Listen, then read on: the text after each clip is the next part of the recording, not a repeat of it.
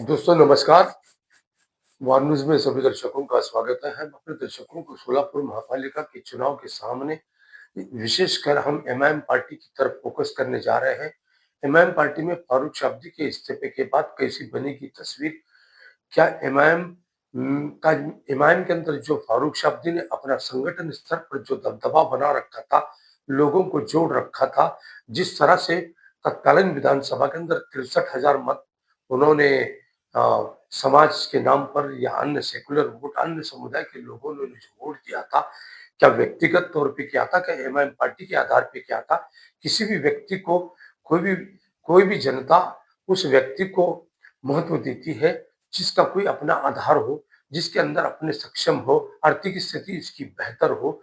Party का 25% contribution होता है। 25% कंट्रीब्यूशन का मतलब होता है कि पार्टी का नाम होता है, लेकिन 75% व्यक्ति विशेष का योगदान होता है कि व्यक्ति किस तरह से है। तो इसी आधार पे फारूक शाब्दी ने 63,000 मत खाए थे, लेकिन अब इस्तीफा देने के बाद एमआईएम के अंदर एमआईएम का क्या स्थिति होगी? क्योंकि फारूक शाब्दी के इस्तीफे के बाद उसके जो समर्थक थे फारूक शाब्दी के, उन्होंने रोष प्रकट किया और उन्होंने कहा कि यदि आप किसी अन्य पार्टी में जाते हैं तो हम आपके साथ आने के लिए तैयार हैं। लेकिन एमआईएम पार्टी एक ऐसी पार्टी है जो नगर सेवकों को फंड नहीं देती, किसी तरह का आर्थिक सहायता नहीं करती। हमारे सूत्रों से पता चला है कि वो पार्टी के नाम पे प्रत्याशियों से फंड की डिमांड कर रही है, फंड मांग रही है। ये जब प्रत्याशी को चुनाव लड़ने के लिए उसके पास आर्थिक स्थिति ठीक नहीं है, तो चुनाव कैसे लड़ेगा? क्या पार्टी को ही फंड देना पड़ेगा?